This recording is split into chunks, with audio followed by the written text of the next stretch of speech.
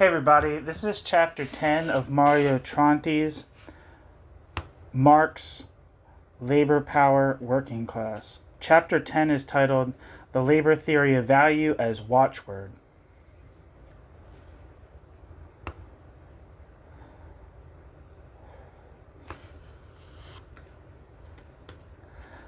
Let me get to the page.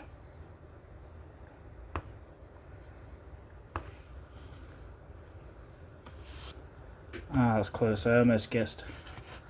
It's always a thing when you're looking at a PDF, you're like, alright, it says this page number, but what is the PDF page number versus the actual page number? And it's fun to guess, and sometimes I get it right. But not this time. Okay, so here we go. Labor theory of value is watchword. This is the decisive point of the strategic overturn.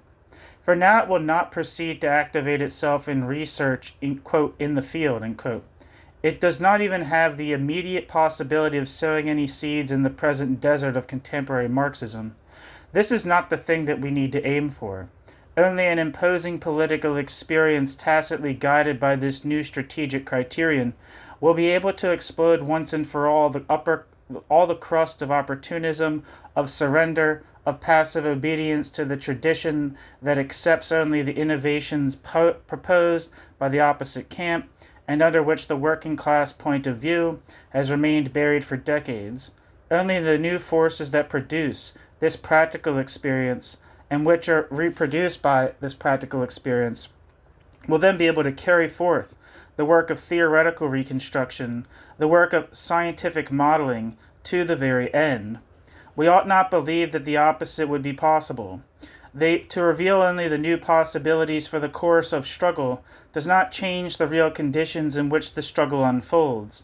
But when we really do change these conditions, according to the new point of view, this imposes a decisive victory also with regard to the future. Here again, we find that we have to proceed through a narrow gate. Each and every time that the working class point of view advances, it finds itself having to demonstrate through practical example what it has proposed in theory. By its very nature, it finds that it has to put politics ahead of science. This is the reason that working class science will never offer itself up to the, quote, scholar in an internally complete form. The working class point of view, qua science, is already a contradiction.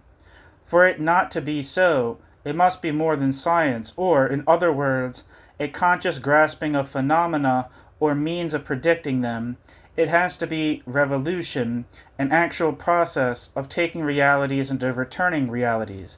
It is hardly strange that, a century on, the economist will continue to find economic errors in Marx, the historian historical errors, the politician political errors, and so on. All of this is normal. The reason all of this is normal is that from the economists, the historians, the traditional politicians' point of view, these are outright errors. But none of these ask themselves whether they can indeed judge Marx from their point of view, from the point of view of their disciplines. If Marx's oeuvre is reduced to a phenomenon in the history of doctrines, then one may indeed be a Marxist or not, in a more or less refined way, to each their own doctrine. But if this oeuvre itself is seen as a practical moment in the class struggle from the working class point of view, then the important thing is to be Marxist in a single, rough sense, namely as revolutionary militants on the working class side. If this is the case, then we should understand that this has hefty consequences on the objectively scientific terrain. We should accept, then, that we are working clandestinely on the underground at a wholly different level to recognize science, so it will often not be possible to compare like with like. We demand the right to be despised as scholars, and by the scholars. In capitalist society, research, study, science from the working class point of view must consciously choose to take on the honor of isolation. That is the only way to provide the class movements with an untroubled understanding of that aggressive antagonistic force which they so need. This restores to the workers what Marx aptly indicated to them as an unavoidable choice.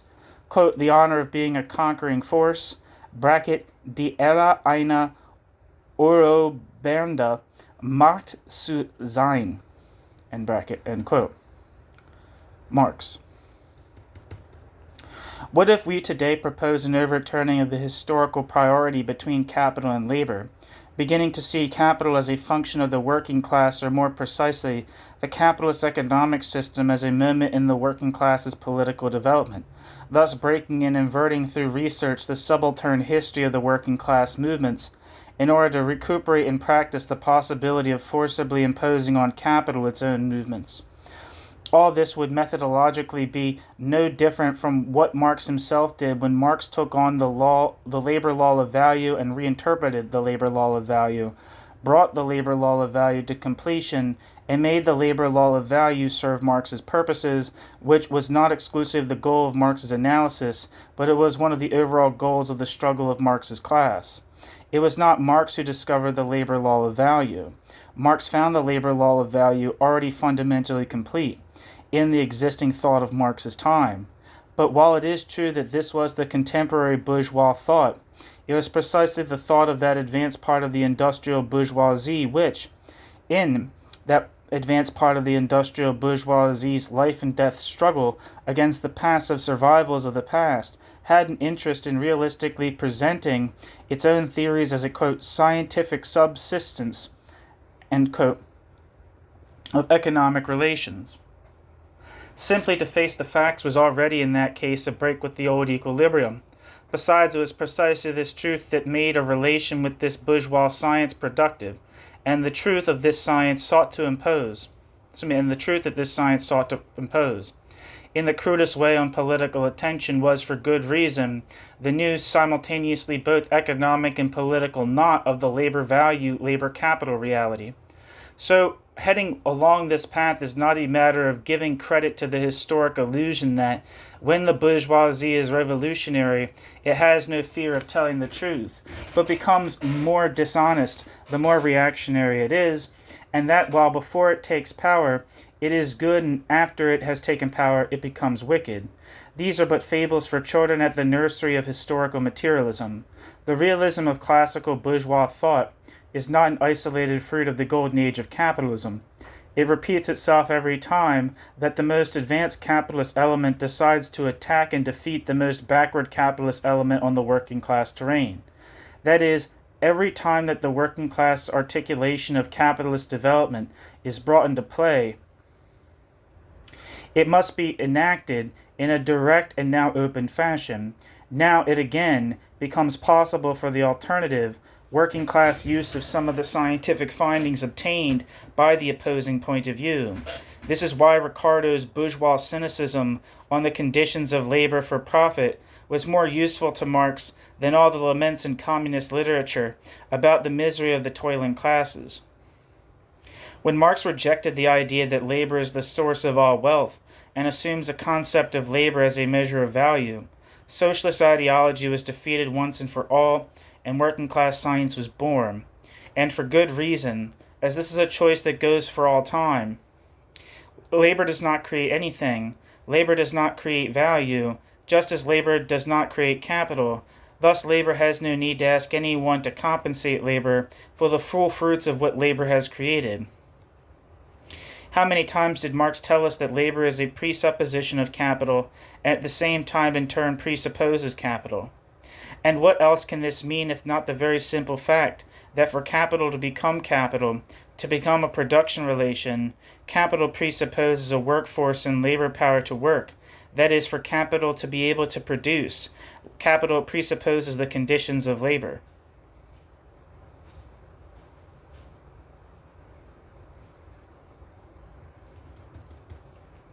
And these are not simple reciprocal presuppositions, what we may call static conditions. Rather, they have to do with a dynamic, very mobile, even agitated counterposition between two classes, and this counterposition sees, and this is the point of discrimination, one class, one active force of living labor, a social mass of proletarians, already long in advanced standing, counterposed to the dead conditions of labor as capital in itself. that is, as the single capitalist. This situation is unfolded to the point of forcing the latter to live and to constitute himself on this same model as an antagonistic class. The passage via a concept of labor as a moment that homogenizes social realities, as a yardstick that measures values, as the reduction to living units of what in capitalist society is simultaneously both multiple and dead. This passage via labor now acquires its fundamental and ineliminable importance. Labor can make realities more homogeneous among themselves, insofar as the proletarian mass from which it originates is the only homogeneous force society provides. Labor can measure value because labor's working class articulation is from the outset present in all the decisive structures that make the machine of capital move. It is an objective measure of value insofar as labor is a potential check on capital. Labor can reduce everything to labor's self, and thus render everything alive, because the class movement that expresses it has a univocal antagonistic direction, a single enemy to defeat, and a single available force of attack. In this sense, it is true that the substitution of labor with labor power changes the nature of the law of value from how Marx found it to how Marx left it. But that is true only on the condition that economic analysis does not reduce labor power to a normal commodity, and only on the condition that it is politically exalted as a particular commodity. And we can say that the particularity of the commodity labor power, the possibility of the commodity labor power valorizing more than the commodity labor power's own real value, coincides with the fact that it is living labor associated by capital and objectified in capital, and the fact that it is not only the working class, but the working class within the capitalist relation of production, not labor that creates wealth and thus lays claim to this wealth for itself, but workers who, as a class, produce capital and can thus refuse, as a class, to produce capital. At this point, the particular character of labor power as a commodity is now discovered to be not an economic fact passively incorporated into the worker's existence, but an active political possibility that the working class holds in its power with its sole presence as a living part within capital. Thus the valorization of labor power beyond labor power's own value, the modern compulsion to surplus labor, the extortion of surplus value by industry, all these economic laws of movement in capitalist society ought to be discovered anew as the political laws of movement of the working class, forced by the subjective power of organization, crudely to serve the objective revolutionary needs of class antagonism and the struggle. And we should understand that in the case of overturning the content of the laws of development, it will not arrive through its immediate spontaneous power. Certainly spontaneity also comes into play here, just as it has thus far, yet it does so in the opposite sense, in the sense of the gradual disintegration of all subjective political will under the iron mechanism of the economy. Nor will a simple strategic call, the wholly theoretical appeal to a new strategy, suffice to turn this tendency around. So we are instead forced to take direct interest in tactically preparing the terrain on which the most subversive praxis, thus far conceived, can properly be planted in such a way that it will seek deep roots. And this praxis is subversive twice over, once against the power of capital and once against the tradition of the workers' movement. Of course, the Marxian labor law of value does not already implicitly include all this. And yet, if we consider this law, as is our attention, to be working class science's first model hypothesis to be put into the field, then there is also the possibility of finding therein something more than Marx himself wanted to see. At this point, the economists fuss about the non-functioning of this law within real economic relations is overwhelmed by the realities themselves, as they present themselves from a working-class political point of view. And what are these realities if not the simplest, most elementary facts from the everyday common sense of the class struggle? For at the very moment that the labor law of value entered Marx's head, the labor law of value became something different than what the labor law of value had been up to that point. Having been a law of movement of capitalist society, a discovery of the most advanced bourgeois science, the labor law of value became a law of movement of the working class and thus a practical moment of attack, of material aggression against capitalist society itself. No longer only from the theoretical point of view of a counterposed working class science, but from the political camp of a possible organized revolutionary movement. Now bourgeois science itself intervened to uncover the contradictions of this law. It's true, when Marx took on the law of value as Marx's own, Marx set the law of value into crisis. In practical terms, indeed, from the point of view of objective economic science, after Marx the law of value no longer works, and we can no longer implicate Marx in the crisis, in the economic collapse of this law. We cannot criticize Marx for what would instead rightly be blamed on Ricardo. That is why every defense of the Marxian theory of value, or any attempt to justify the Marxian theory of value, even more serious examples like Sweezy and Pietranera, on the objective economic terrain turns out to be politically unproductive, which is to say neutral in practical terms. For Marx, the labor law of value is a political thesis, a revolutionary rallying cry. The labor law of value is not a law of economics or a means of scientific interpretation of social phenomena. Or, better, it is these two last things, but on the basis of the first two and in consequence of them.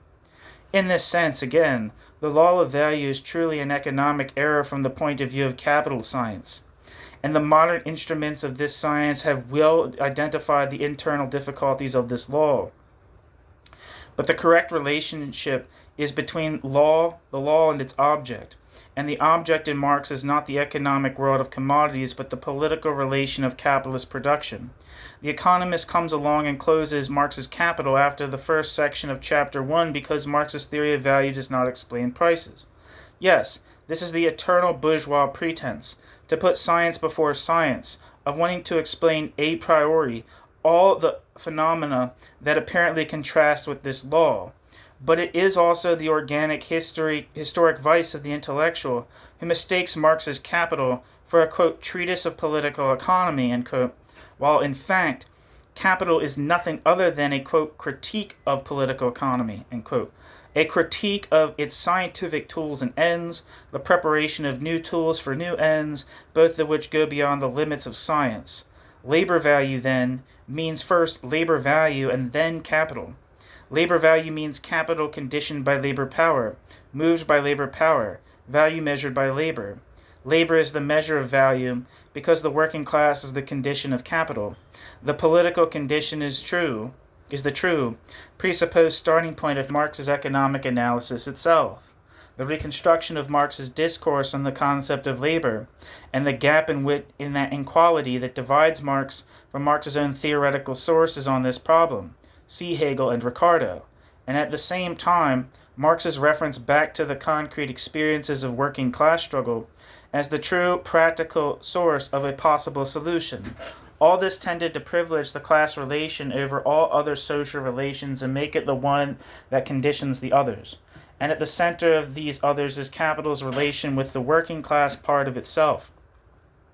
The moment of mediation that now indeed enriches the problem is the possibility of tying together in a single bundle within capitalist society labor as measure of value, the first homogenizing element, indispensable to the bourgeois understanding of social phenomena, and the working class as an articulation of capital, the primary factor in the organization of the capitalist system of production. We say that this working class articulation of capitalist production still today expresses the bourgeois contradictions of the labor law of value, without resolving them but also without using them. This demands that a new form be given to this same law, or, and this is the same thing, that its content is made fully explicit. The working class point of view no longer needs an economic solution to the theoretical problem of labor value. There is only the search for a political outlet for the practical relation between working class and capital. So according to Marx's own indications, the task of working class science is still precisely to, quote, show how the law of value asserts the law of value self, end quote. Marx. However, there is one contradiction that this elaboration is not trapped in the phony contradictions of economic science. The way in which the law imposes itself is a problem of the political organization of the class relation, and everywhere in the production process where there exists a class relation, it is necessary to uncover the objective functioning of the content of this law, and at the same time fix the political forms with which to impose this law subjectively. The labor law of value, in Marx's interpretation, cannot in fact be extrapolated from the capitalist relation of production and from the class relation at the former's foundation, where the laws of the market pretend that it no longer exists. It must still and always be maintained that the law of value is indeed functioning.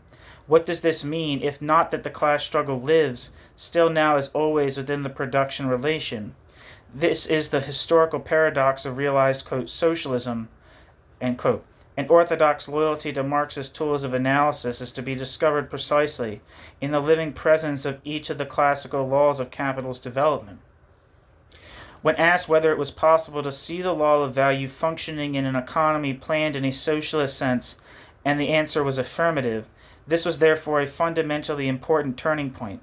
If we want to proceed further here, even if also with the preoccupation on this terrain and at the current stage of research, to break through an intellectual omerta that blocks the working class point of view behind a now useless barrier of political opportunism, then we have to pose this scandalizing theme as a real problem. Namely, that if we can speak of the objective economic functioning of the labor law of value, we can speak of this precisely and only with reference to the very society that claims to have realized socialism. If indeed we dovetail, as is quite legitimate, placing value and capital on one side and labor and the working class on the other, and say that the modern wholly developed form of the labor law of value now presents itself as the working class articulation of capitalist development, then we must conclude that it is possible to elaborate this law wherever capital exists as a production relation, but that the way in which this law effectively imposes itself today has, as its historical condition, a management of the capitalist relation of production that is working class in form. That is, wherever all the laws of capitalist development function openly under the subjective command of a class of capitalists, the working class conditioning of development can be imposed only in the various, but all open and all subjective, forms of the working class struggle. Here, the capitalist class has no need to refer to the law of value for his own economic calculations, for the capitalist has no interest in making the working class function as the active political motor of the whole process. It is enough for the capitalist to use the working class economically as such in the production process. But where, on account of a determinate context of historical circumstances, a concentrated nucleus of the working class is the only homogeneous social force able to carry forth the development of capital, then there the conditions are prepared for labor to objectively impose labor's self as a homogeneous yardstick of all value, and for the working class to objectively impose the working class's self as such a material articulation of capital that it no longer has to express itself in the openly subjective forms of the struggle. We have to find the courage of our convictions and recognize as a real historical fact the absurdity that the political power of capital can take the form of a workers' state. We have to find the courage of our convictions and recognize as a real historical fact the absurdity that the political power of capital can take the form of a workers' state. When working class conditioning goes beyond the terms of the production relation alone and takes hold of the general social relation, it brings into being, imposes on itself, perhaps through a revolutionary rupture, a class dictatorship in its own name.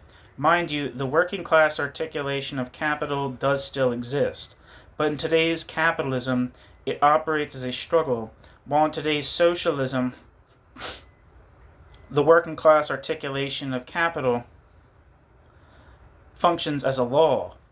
Hence, once more, a chain of paradoxes. Capital presents capital self as the definitive political terrain in which the class relation effectively develops, and socialism presents socialism self as the possible form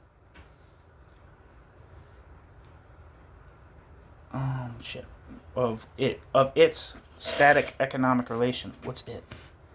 Capital presents itself as the definitive political terrain in which the class relation effectively develops, and socialism presents itself as the possible form of the class relation's static economic regulation. Faced with capitalism, socialism will no longer succeed in losing socialism's character as a temporary experiment in managing capital. Capitalism has chosen directly to pay for living labor's activity, even at the price of an open class confrontation, which is subsequently also opportunely institutionalized. Socialism has anticipated these institutional political forms with a kind of working class self-control, but it has done so at the price of the mass passivity of the workers with regard to, quote, their system.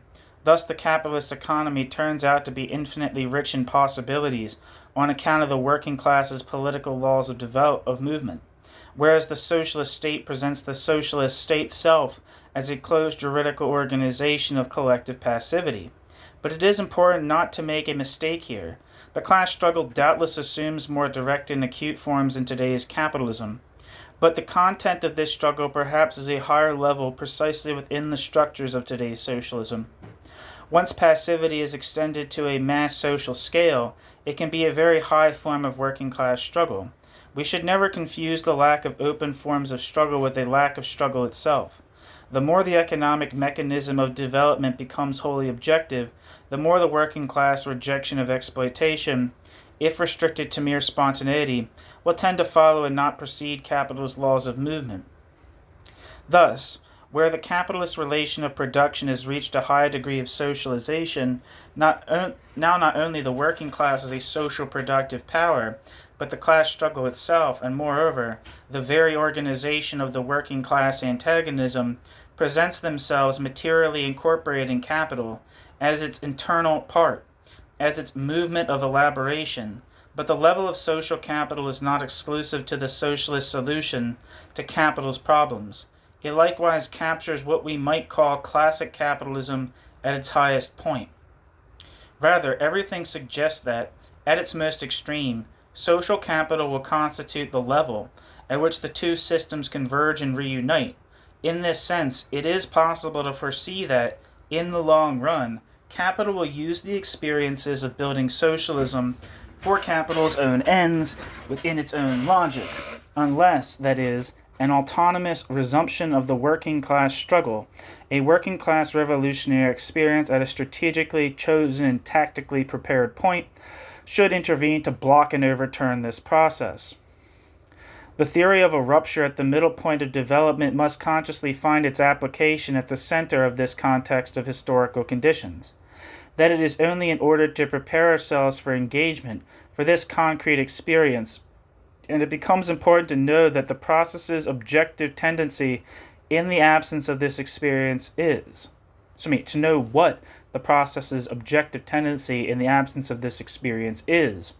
The fatal error that the revolutionary movement is making today is that the revolutionary movement passively obeys this objectivity, allowing capital to choose the terrain of the struggle on the field of capital's iron economic laws, and it refuses to organize, to aggravate irrationality from the capitalist point of view of the political rejection of the workers as a class. This means giving up on making the working class articulation of capital operate in a subversive way through a heightened external subjective intervention. The more we reflect on this, the more we discover that, in the, quote, purgatory of revolution, end quote, the working class point of view hives off all its sins of economism, objectivism, and opportunistic political subordination to the movements of capital. Okay, so that's the end of chapter 10 of Marx, Labor Power, Working Class by Mario Tronti. Thank you so much for listening.